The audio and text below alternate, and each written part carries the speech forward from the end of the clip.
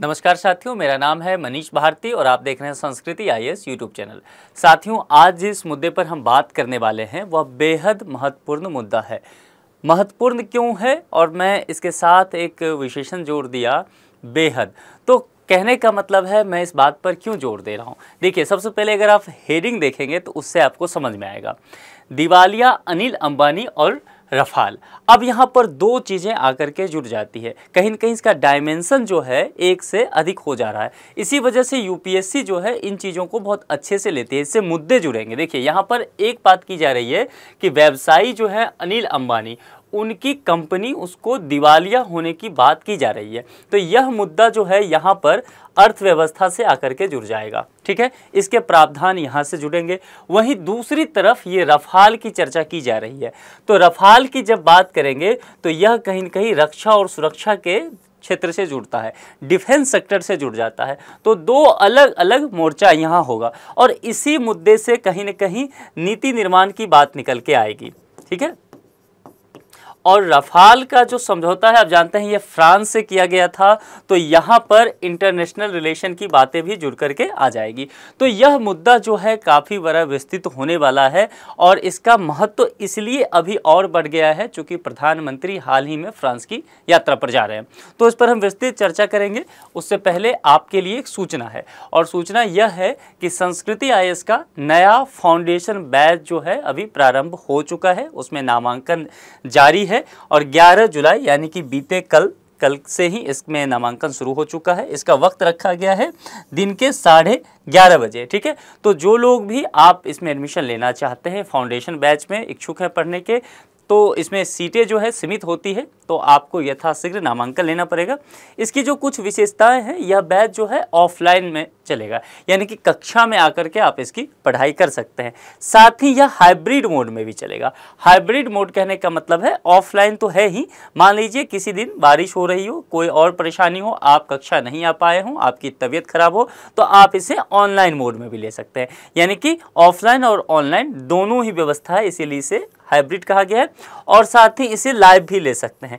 दिल्ली के बाहर कहीं आप रहते हो और चाहते हो कि आप उसी वक्त पे लाइव स्ट्रीम क्लास ले सकते हैं, तो इसकी भी व्यवस्था संस्कृति आईएएस कराती है, ठीक है। इसके अलावा यहाँ पर प्रयागराज सेंटर पर भी फाउंडेशन स्टार्ट होगा 16 जुलाई को और इसका वक्त रखा गया है शाम के 4:30 बजे।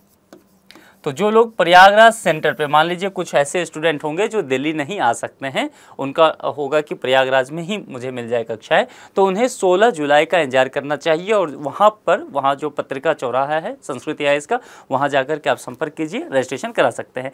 इस विषय में विस्तृत जानकारी के लिए देखिए यहाँ कॉन्टैक्ट नंबर 2 दिया गया है और संस्कृति आईएएस का वेबसाइट है, वहाँ विजिट कीजिए, वहाँ भी कॉन्टैक्ट नंबर है, आप कॉल करके व्हाट्सअप करके विस्तृत जानकारी ले सकते हैं।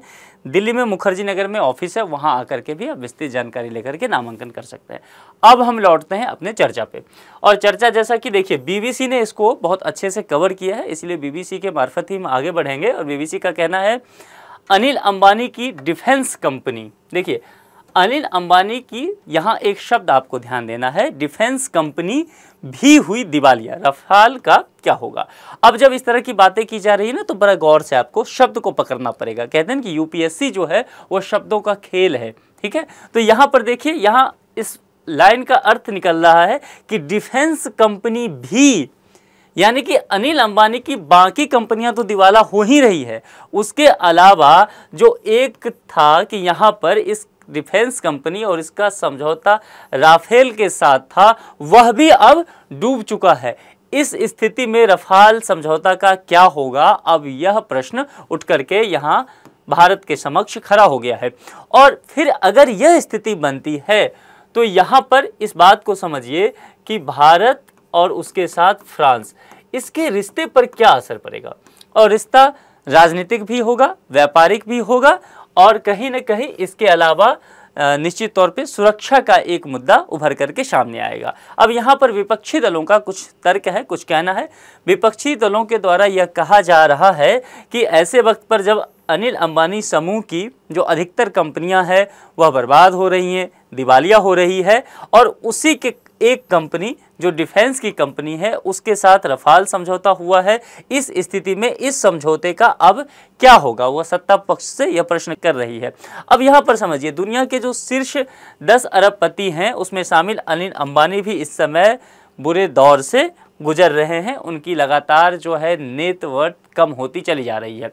महत्वपूर्ण तथ्य इससे जुड़े हुए समझिए। यह मुद्दा इस वक्त इसीलिए और महत्वपूर्ण हो जाएगा कि हमारे देश के प्रधानमंत्री नरेंद्र मोदी साहब 13 से 14 जुलाई यानी कि कल, आने वाला जो कल है, अगले 2 दिन के लिए वह फ्रांस की यात्रा पर होंगे और राफेल समझौता फ्रांस के साथ ही हुआ है। इस स्थिति में यह देखना होगा कि इनके साथ क्या क्या बातचीत वहां पर होती है। इस दौरे में यह उम्मीद की जा रही है कि बड़ा रक्षा समझौता हो सकता है भारत और फ्रांस के बीच, और इसके लिए नौसेना के लिए रफाल M की खरीद भी शामिल है। साथ ही यह भी देखना होगा कि पहले जो समझौता हुआ है, अब अनिल अंबानी की कंपनी दिवालिया होने से उस समझौता पर क्या असर पड़ेगा और उस समझौता का असर अब इस पर क्या पड़ेगा, यह भी देखने की स्थिति होगी। यह कंपनी है जिससे भारत ने वायुसेना के लिए 36 राफेल खरीदे थे। आपको यह चीज ध्यान होगा। ठीक है, आगे बढ़ते हैं। यहाँ पर देखिए कि रफाल बनाने वाली जो फ्रांस की एक कंपनी है उसका नाम है डोसा एविएशन। इसने 2017 में रिलायंस एरोस्ट्रक्चर लिमिटेड को अपना ऑफसेट साझेदार बनाया था। ठीक है, दोनों मिलकर के काम राफेल पर करना चाह रहे थे। अब यहाँ एक टर्म आ गया है ऑफसेट साझेदार। तो ऑफसेट साझेदार क्या होता है, इसे हम सबसे पहले समझ लेते हैं। देखिए, ऑफसेट क्लॉज क्या होता है बिजनेस की दुनिया में, इसे समझिए। रक्षा खरीद में पॉइंट, इसे आप देखते चलिए कि रक्षा खरीद में ऑफसेट नियम को अहम माना जाता है। इसे सबसे पहले साल 2005 में जब मनमोहन सिंह जी की सरकार थी, यानी कि यूपीए की सरकार थी और यूपीए 1 उस वक्त था। ठीक है, जब मनमोहन सिंह प्राइम मिनिस्टर बने ही थे, यूपीए 1 की सरकार में रक्षा खरीद प्रक्रिया के तहत इसे लागू कर दिया गया था। इस नियम के तहत यहाँ पर आप समझिए, विदेशी कंपनी को रक्षा सौदे का एक हिस्सा भारत में निवेश करना था। ठीक है, जो भी रक्षा समझौता होगा तो उस विदेशी कंपनी को अपना एक हिस्सा निवेश का भारत में निवेश करना पड़ेगा। यह समझौता के तहत हुआ और इसमें निवेश के तहत क्या होगा, तकनीकी हस्तांतरण होगा, कल पुर्जों का भारत में निर्माण किया जाएगा और स्थानीय स्तर पर इससे क्या होगा, नौकरियां पैदा होंगी, रोजगार के अवसर बढ़ेंगे और भारत का जो इंफ्रास्ट्रक्चर है वह भी डेवलप होगा। साथ ही क्या होगा, तकनीक का साझा हो जाएगा। उन्नत तकनीक जो किसी भी विदेशी कंपनी के पास है वह भारत आ सकेगा। भारत के जो इंजीनियर हैं, साइंटिस्ट हैं, वह भी उससे स्किल्ड हो पाएंगे, सीख पाएंगे चीज़ों को। तो यह ऑफसेट क्लॉज में किया गया था। अब इसी के तहत यहाँ पर डोसा एविएशन जो फ्रांस की है उसने भारत के रिलायंस एरोस्ट्रक्चर लिमिटेड के साथ ऑफसेट साझेदारी की थी। अब लेकिन जब यह स्थिति है कि रिलायंस जो है एरोस्ट्रक्चर यह जब दिवालिया हो गई है, तब जाकर के अब इस ऑफसेट क्लॉज का क्या होगा यह देखने की बात हो जाएगी। अब यहाँ पर समझते हैं कि रफाल सौदा की जैसे मैंने बात की कि वह महत्वपूर्ण हो गया है। विपक्षी दल भी इसी को लेकर के अब प्रश्न खड़े कर रहे हैं, क्योंकि जब यह समझौता हुआ था, यदि आप करंट अफेयर से अपडेट हैं, आपको ध्यान होगा कि उस समय काफ़ी हाई तौबा मचा था और कहा गया था कि बड़े स्तर पर इसमें धांधलियाँ हुई है, सुप्रीम कोर्ट को भी इसमें इन्वॉल्व होना पड़ा था। ठीक है, और सरकार को इसका जवाब भी देना पड़ा था। तो फिर से कहीं ना कहीं वही चीज़ बाहर आ रही है और इस बार मामला बहुत बड़ा है। फ्रांसीसी कंपनी डोसा ने रिलायंस के साथ एक joint venture dosa Reliance aerospace limited शुरू किया। ठीक है, अब यहाँ पर ये देख रहे हैं, यहाँ पर ही जब ये शुरू किया गया, इसमें रिलायंस की हिस्सेदारी कितनी है, 51% है। ठीक है, और डोसा की हिस्सेदारी कितनी है, 49%। ठीक, 51% जो है रिलायंस की और डोसा जो फ्रांस की है उसकी 49%, टोटल हो गया 100% की। कंपनी ने नागपुर के मिहान स्थित स्पेशल इकोनॉमिक जोन में फैक्ट्री भी लगाई थी। आपके लिए कि यहाँ एक होमवर्क मैं दे रहा हूँ, जैसा कि मैं रोज़ कुछ ना कुछ देता हूँ, यहाँ पर ये जो है स्पेशल इकोनॉमिक जोन क्या होता है, इसको आप कमेंट सेक्शन में मुझे लिख करके बताइए, ठीक है। इकोनॉमी से जुड़ा हुआ मुद्दा है, लगातार आप मैगजीन में, अखबार में इसे पढ़ते रहते होंगे, और इसका किसी भी राज्य के विकास में क्या योगदान हो सकता है, इस पर भी थोड़ी आप स्टडी कीजिए और कमेंट बॉक्स में लिख के बताइए। दावा किया कि चरणबद्ध तरीके से लड़ाकू जहाज़ों के कल पुर्जे यहाँ तैयार किए जाएंगे। जब ये समझौता हुआ उसके साथ ही, जैसा मैंने कहा कि ऑफसेट क्लॉज जो है उसके तहत यह किया गया था कि कोई भी विदेशी कंपनी भारत में निवेश करती है तो भारत में निवेश करने के साथ एक बड़ा हिस्सेदारी वो भारत में लगाएगी, कल पुर्जे का साझेदारी उससे बढ़ेगा, उससे रोजगार भारत में आएंगे। तो यही काम यहाँ पर नागपुर के मिहान स्थित जो है स्पेशल इकोनॉमिक जोन में किया गया था। लेकिन अब जब यह स्थिति कुछ विकट हो गई है, इससे विपरीत हो गया है, तब इन सभी बातों पर प्रश्नवाचक चिन्ह कहीं ना कहीं लग गया है। जॉइंट वेंचर का क्या होगा, इन दोनों का जो जॉइंट वेंचर था अब इसका क्या होगा, यह देखने की बात होगी। अनिल अंबानी की कंपनी है Reliance naval defence and engineering, कर्ज के दलदल में फंस चुका है बुरी तरह से। ये भाई साहब दोनों हाथ उठा चुके हैं कि मेरे बस में अब नहीं है कि मैं कर्ज चुका सकूं। कर्ज नहीं चुकाने पर लेनदारों द्वारा फिर क्या हुआ, नेशनल कंपनी लॉ ट्रिब्यूनल, आपने नेशनल कंपनी लॉ ट्रिब्यूनल के बारे में पढ़ा है, NCLT, ठीक है। तो NCLT क्या है, इसके बारे में भी थोड़ी जानकारी आपके पास होनी चाहिए, आप इसे भी कमेंट बॉक्स में लिख के बताइए। कभी होगा तो मैं इन सभी मुद्दों पर एक वीडियो आपको बना दूंगा, लेकिन आपके लिए ज़रूरी है कि थोड़ी बहुत जानकारी इन सब चीज़ों की लेते चलिए। देखिए, करंट अफेयर्स पढ़ने का यही फ़ायदा है कि करंट अफेयर्स जब पढ़ेंगे तो मुद्दे जो होंगे उसके साथ बहुत सारा चीज़ आपका रिविजन होता चला जाएगा। तो इसके लिए यहाँ पर नेशनल कंपनी लॉ ट्रिब्यूनल का इन जो लेनदार थे ये रुख करते हैं वहाँ पर। तो यहाँ पर ट्रिब्यूनल ने क्या किया कि अहमदाबाद की इसकी जो विशेष पीठ जो है Reliance naval defence and engineering की नीलामी की प्रक्रिया को मंजूरी दे दी, ठीक है।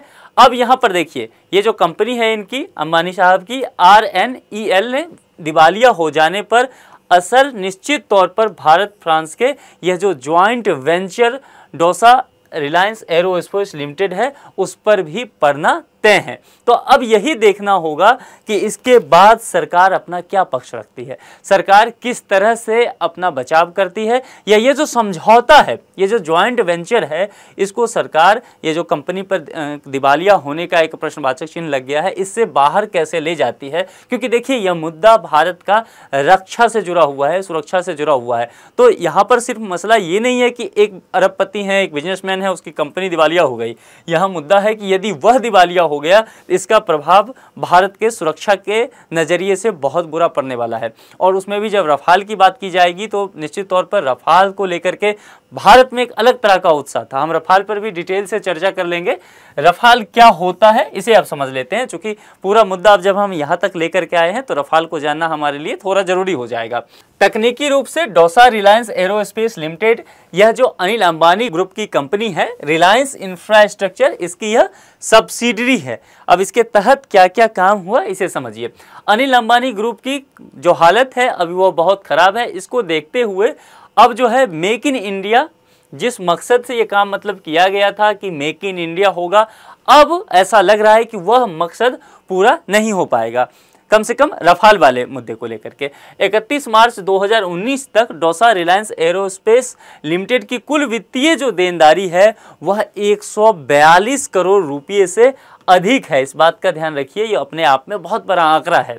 और यहाँ पर अगर इससे एक साल पीछे और चले जाएं, यानी कि 2019 से एक साल और पीछे चले जाएं, तो 31 मार्च 2018 को यह आंकड़ा 38 करोड़ 81 लाख रुपये था।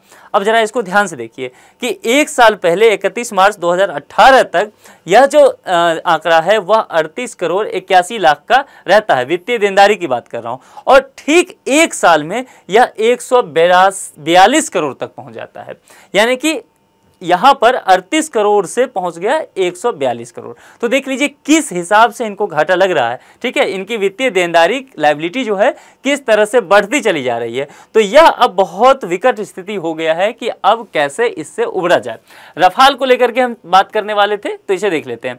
रफाल क्या है, देखिए, एक जो है यह डबल इंजन वाला मल्टी रोल लड़ाकू विमान है, ठीक है। जब भी रफाल की चर्चा आए तो आपके दिमाग में सबसे पहले एक बात आनी चाहिए कि यह फाइटर जेट है, लड़ाकू विमान है और यह कैसा है कि इसमें डबल इंजन है और मल्टी रोल लड़ाकू विमान है। अब यहाँ पर देखिए 2222 किलोमीटर प्रति घंटे की रफ्तार से ये चल सकता है, 50,000 फीट की ऊंचाई तक यह उड़ भी सकता है और इसका विमान जो है लगभग 15.27 मीटर लंबा है इसका, ठीक है। यदि हम लंबाई की बात करें तो 15.27 मीटर यह लंबा होगा। यह अपने साथ एक बार में 9,500 किलोग्राम बम और गोला बारूद ले जा सकता है। तो रफाल इसीलिए बहुत ही अत्याधुनिक लड़ाकू विमान है जो कि भारत के लिए बहुत ही फायदेमंद हो सकता है। रफाल में MT-4 missile, scalp cruise missile और मीका मिसाइल प्रणाली मौजूद है।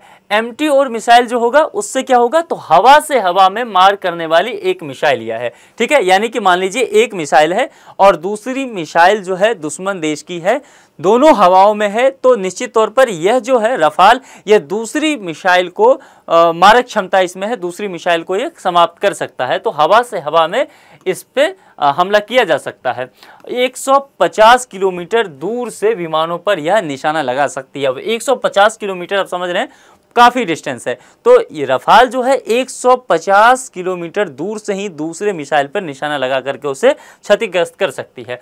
अब यहाँ पर स्कैल्प क्रूज मिसाइल की बात करें तो यह प्रणाली जो है हवा से ज़मीन पे वार कर सकती है, ठीक है। यहाँ पर अगर हवा से है तो यह ज़मीन पर वार कर सकती है और यह जो है 300 किलोमीटर दूर तक हमला करने में सक्षम है। अब 300 किलोमीटर जो है यदि यह हमला कर सकती है तो अपने आप में ये बहुत बड़ा जो है नंबर यहाँ पर दिखता है। इसलिए रफाल का महत्व तो काफ़ी बढ़ जाता है। उसमें भी जब भारत के एक तरफ अगर ये इंडिया है तो एक तरफ यहाँ पाकिस्तान और दूसरे तरफ चाइना हो और दोनों का सीमा रेखा साझा करता हो, उस स्थिति में रफाल जैसे जो है अत्याधुनिक लड़ाकू विमान भारत के सुरक्षा के नज़रिए से काफ़ी महत्वपूर्ण हो जाता है। मीका मिसाइल प्रणाली एक बहुमुखी हवा से हवा में मार करने वाली प्रणाली है जिसमें 100 किलोमीटर दूरी तक फायर करने की क्षमता इसमें है। अब यहाँ पर इससे संबंधित एक प्रश्न है। आप जानते हैं मैं प्रश्नों का जवाब नहीं दिया करता हूँ, जवाब आपको ही देना है, इसीलिए प्रश्न को बहुत ध्यान से देखिए। मैं कीवर्ड बताता चलूँगा, आपको उसके हिसाब से चलना है। यहाँ देखिए, डसा रिलायंस एरोस्पेस लिमिटेड के संदर्भ में निम्नलिखित कथनों पर विचार कीजिए। अब यहाँ कुछ कथन दिए गए हैं, लेकिन सबसे पहले आपको क्या देखना है, मैंने बार बार चर्चा किया है कि प्रीलिम्स में जब भी प्रश्न का समाधान करें कुछ बातों का विशेष तौर पर ध्यान रखें। जब भी आप क्वेश्चन को पढ़ें सबसे पहले देखिए कि कमांड क्या है, उपर्युक्त कथनों में से कितने कथन सत्य हैं। तो सबसे पहले आपको क्या देखना है कि सत्य है, पुछल्ला शब्द जो है प्रश्न का उस पर नजर दे दीजिए। अब सत्य है उसके हिसाब से इसको देखिए, ठीक है। यह फ्रांसीसी कंपनी डसा और रिलायंस का एक ज्वाइंट वेंचर है। तो एक बात यहां से क्लियर हो गई, आपको देखना है कि यह स्टेटमेंट सही है या गलत है। दूसरा, इसमें रिलायंस की हिस्सेदारी 51%, जबकि डसा की हिस्सेदारी जो है 49% है। डसा रिलायंस एरोस्पेस लिमिटेड ने नागपुर, यहाँ पर एक चीज़ देखिए, नागपुर के मिहान स्थित स्पेशल इकोनॉमिक जोन में एक फैक्ट्री स्थापित की थी। तो ये 3 स्टेटमेंट हैं, इस 3 स्टेटमेंट में आपको देखना है कि सत्य कौन सा है। उसके आधार पर यहाँ पर 4 विकल्प दिए गए हैं। विकल्प को थोड़ा सा समझिए, यूपीएससी जो नए पैटर्न लेके आई है तो हम भी चाह रहे हैं कि प्रश्न उसी हिसाब से थोड़ा सा आपसे प्रैक्टिस करवाया जाए। यहाँ पर देखिए विकल्प में यह कहा गया है कि कितने कथन सत्य हैं। अब उसमें से हमने क्या किया है कि केवल 1, केवल 2, यानी कि केवल एक ही कथन सत्य है। ऊपर दिए हुए केवल 2 कथन सत्य है, केवल 3 कथन सत्य है, कोई भी कथन सत्य नहीं है। इस आधार पर आपको इसका जवाब देना है। जो भी उपयुक्त आपको विकल्प लगे, सबसे उचित विकल्प लगे, कमेंट बॉक्स में लिख करके जवाब जरूर दीजिए। आप में से बहुत लोग सही जवाब दे भी रहे हैं, कुछ लोगों का जवाब गलत हो रहा है, तो उनके लिए बस यही करना है। वो बार बार पूछ भी रहे हैं कि सर इसको कैसे करें, रिवीजन कैसे करें। कुछ नहीं करना है, बार बार उसे पढ़िए। जिस स्टेटमेंट में आप गलती कर रहे हैं आप उसको खुद ही समझ रहे होंगे। आपको क्या करना है कि उस स्लाइड पे जाइए, उस टॉपिक पे जाइए, उसे दोबारा से पढ़िए, अपने नोट से सही से जाके पढ़िए, या फिर जो मैगजीन वगैरह हैं या टेक्स्ट बुक हैं उससे ढूंढिए, वहाँ से पढ़िए और फिर उसे नोट्स को समृद्ध कर लीजिए। इससे क्या होगा कि जब आप बार बार रिवीजन करेंगे तो फिर आपको खुद ब खुद वो प्रैक्टिस में आ जाएगा, आपको एक्स्ट्रा एफर्ट उसके लिए नहीं लगाना पड़ेगा। और सबसे बढ़िया तरीका है कि उस पर प्रश्न का समाधान ढूंढते रहिए, प्रैक्टिस करते रहिए। प्रीलिम्स के क्वेश्चन लगाइए, बनाइए, मेंस का उस पर लिखिए, अपने आप रिवीजन का काम जो है आपका पूरा हो जाएगा। एक्स्ट्रा एफर्ट लगाने की बहुत ज़रूरत इसमें नहीं है। तो मैं उम्मीद करता हूँ कि आज जितने भी पहलुओं को हमने छुआ है, चर्चा की है, वह आपके पठन पाठन को समृद्ध करने में सहायक सिद्ध होगा। जल्द ही हम किसी दूसरे मुद्दे के साथ आपसे मुलाकात करेंगे। अपना ख्याल रखिए। Thank you.